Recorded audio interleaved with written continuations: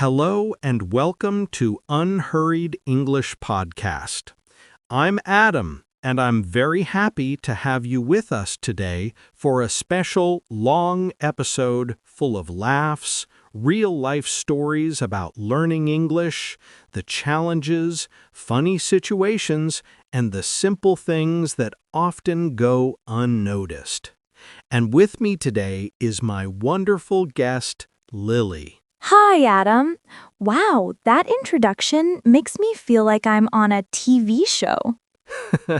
Kind of, but without the cameras or bright lights. Just a relaxed chat. Thank goodness. I wasn't prepared for a full show today. No worries. Today we're just going to chat about English. Slowly, calmly, no rush, no pressure. Let's start with a simple question. What's the hardest thing you've faced while learning English? How should I put it? The sounds. Pronunciation is tricky. I actually have a really embarrassing story. Oh, we love embarrassing stories. Tell us. Once, I was at a cafe, and I wanted to ask for a sheet of paper, but I said it wrong. It came out as shit instead of sheet. The barista's face completely changed, like he had just heard a crime. That's the classic mistake every learner makes at least once. Exactly. Since then, I've been practicing the E and E sounds more than anything else. That's great, because pronunciation is really one of the hardest parts. Many people know the grammar, but the way they say words can make a sentence sound strange. Exactly. And words like focus? Oh no, don't make me say it fast. Don't worry, we know the tricky spots. English is full of tricky words. Yes, and some words are written one way and pronounced completely differently, like through, though, and thought. Oh my! Seriously, every learner asks, who invented these words? Exactly. One time I told my friend, I'm tough, but I meant I'm though. She laughed and said, Oh, so you're strong then? That's great. But let's be honest, not everything in English is hard. There are simple things too, right? Of course. For example, sentence structure is very simple compared to other languages. Subject, verb, object. Done. Exactly. And many words are familiar, like banana, hotel, doctor. You feel like you already know them.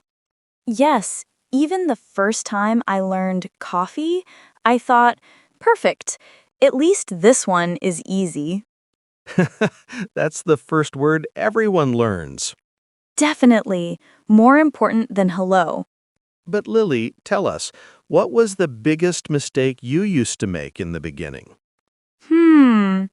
I used to translate everything in my head. I'd hear a sentence in English, translate it into my language, and then answer in English. The result? A huge delay in responding.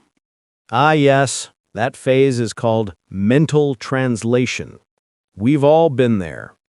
Now I try to think in English, even for simple things.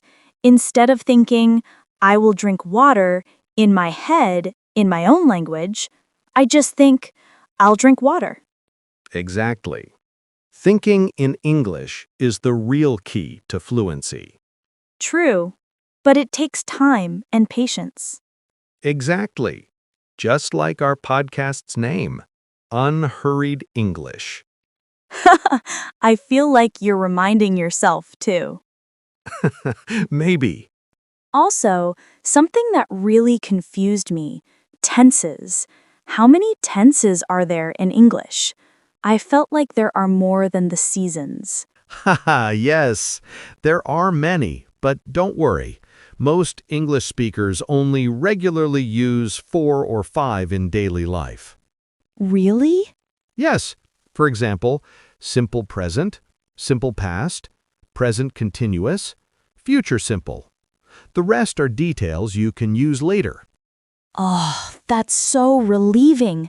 I thought I had to memorize all the tenses before I could speak. Haha, no. The most important thing is to start. The rest comes with practice. True. And another embarrassing word, beach. I will never say it wrong in public again. Don't worry. Pronunciation takes time and practice. Sometimes I also mixed up live and leave, so my sentences didn't make sense at all. Like saying, I live the house instead of I leave the house. Exactly. People would just stare at me. That's normal. Mistakes are part of learning. And sometimes I mix up bring and take, like saying, I will bring this to home instead of I will take this home, and my friends would laugh at me. Yes, these little mistakes are really funny, and the important thing is to laugh and learn from them. Exactly. And another time I tried to say, I am interested in learning English, but I said, I am interesting in learning English, so it meant I was interesting instead of interested. That actually makes the conversation lively. But it's also an important lesson. Know the difference between describing yourself and talking about your interests. Exactly. And when I hear a native speaker, sometimes I think, wow, this language is so complicated. But after some time, you realize most mistakes can be avoided with daily practice. Yes, and that brings us to a very important tip for every learner. Repetition is the key to success. Even if you make the same mistake 10 times in a day, the important thing is to try again. Right. And for me, difficult words were always the ones with double or silent letters, like psychology and night. I always mispronounced them. Exactly. But the fun part is there are very easy words too, like computer, hotel, banana. They give learners an early sense of success and motivate them to keep going. Yes, I often use those words in daily conversations to feel confident before trying the harder words. Okay, let's move to another challenge for learners, long sentences. Many people know separate words but have trouble combining them into a full sentence. Yes, and I made funny mistakes there too. One time I tried to say, yesterday I go to the market and buyed many fruits. And now I know the correct form is, yesterday I went to the market and bought many fruits. Yes, the past tense differences between go, went, and buy, bought confuse learners a lot, but with practice, it becomes natural. Exactly. That's why I always tell our listeners, don't be afraid to make mistakes, because every mistake teaches you something new. And don't forget to use English in your daily life. Talk to friends, write short diaries, listen to podcasts or songs. These things help you get used to the language more than any theory alone. I'd like to add a small but useful tip. Try to connect words to images or personal experiences. For example, don't just memorize the word storm. Imagine a real storm scene in your mind. It's much harder to forget. Exactly. The fun part is that English becomes part of your life, not just words in a book. True. Also, listening to the same clip more than once helps you gradually understand everything, even if you didn't catch it the first time. Exactly. That's what we call active listening. With daily practice, you'll notice the hard words becoming easier, mistakes decreasing, and your confidence growing when you speak. Finally, today's lesson for every learner. Don't rush, don't fear mistakes, enjoy the journey, and take one small step every day. Exactly. One small step each day makes a huge difference after a month or a year. And that brings us to the end of today's episode. Keep practicing, enjoy the process, and remember, every mistake is a lesson, and every attempt is progress. Thank you for listening. We hope you laughed a bit and learned something new with us today. And remember, make English part of your daily life.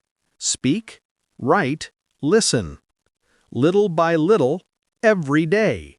And always remember, mistakes are natural, and every mistake is an opportunity to learn and improve. Exactly. Progress is not about speed. It's about consistency, patience, and enjoying the journey. It's been so much fun sharing our experiences with you, and we hope our tips help you in your English journey. And that's our lesson for today. Enjoy the journey. Take your time and celebrate every small step you make in learning English. See you in the next episode. And remember, learning a language is a wonderful journey that never ends. Before we go, don't forget to subscribe if you enjoyed this episode, and leave us a comment letting us know if you liked the lesson and want more episodes like this. Bye for now.